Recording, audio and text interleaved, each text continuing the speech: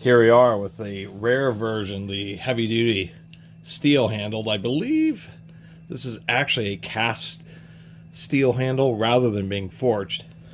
Mainly because we can see the flashing line here is really pretty thin, so it is a cast handle, but this is their heavy duty chain grip it strap wrench. And definitely not a very common one. It is older, made in USA. I don't think they're American made anymore. Surprisingly enough, it does have some patents here. This is an earlier patent to a chain wrench that had a very complicated kind of ratcheting design. And then this later patent here, the 4138910, is specifically for this, called a cleated chain wrench. Searching around on Google Images, Bing Images, I could only find pictures of the more modern red strap, grip it strap wrench, but not this little guy. I mean, and how it works is it's designed to be a bit heavier duty. They're using a toothed chain. This is not a chain specific to this type of wrench. Toothed chains are used in places where it's an oil-filled chain box, such as like transfer cases on Fords and Nissan SUVs and stuff will use chain transfer cases instead of gears because they're quieter. And they use this type of chain, which is designed to interact with sprockets. It's still a chain. They're still called sprockets, but they're not rounded because this is not a roller chain. It's a tooth chain. The sprockets look like gears. So they use that chain, these cleats, to interact with it. We have like a little stem that you can put through. And so this is just like a heavy-duty chain wrench. They don't sell anymore, probably because chain wrenches... The issue with chain wrenches is that a lot of times they just can't get enough grip on something that's completely smooth just because of how hard the material, the chain is.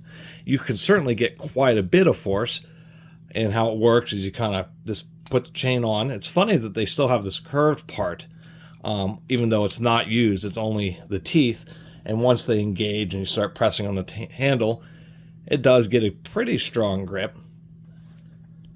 But you're relying on the smooth part of the chain, and so a lot of times, even though I can't make it slip with my hand, you end up with some slippage issues. But advantages that these have is irregular items. If something's like chewed up or has even a more coarse surface, they work well. Like on a fastener, this is a very oversized fastener for the size of this chain wrench.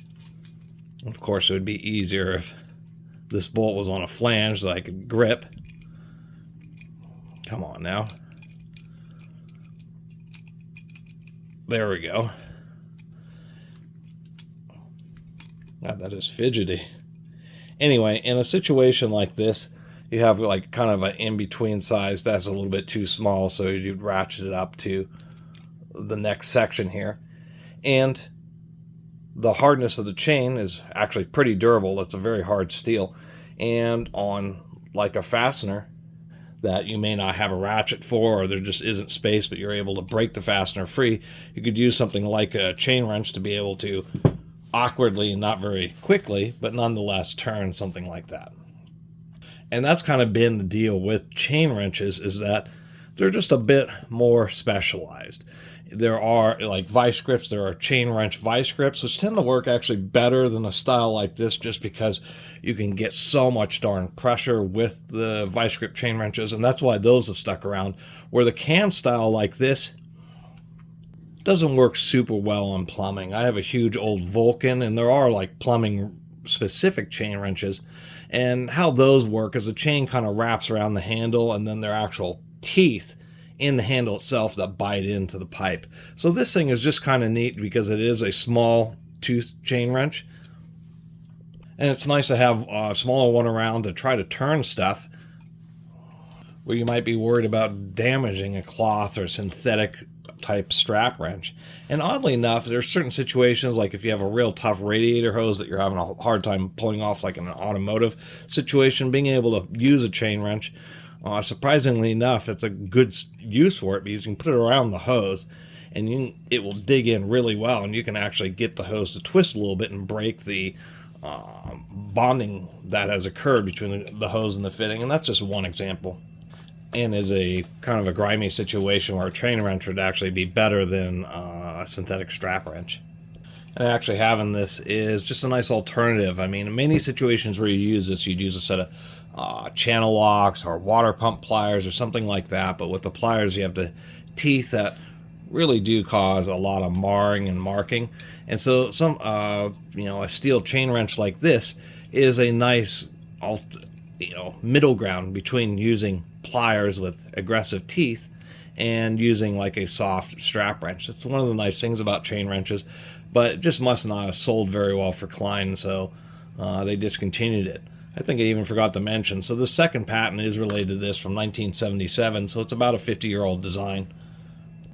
Actually, for something like this, 1977, you think, wow, this is the kind of tool that would have been patented in the 1900s, but it's just the difference of combining this cleated chain or tooth chain with the cleats on the handle was specialized enough to gain them a patent. So kind of interesting they were able to achieve that so late in the game.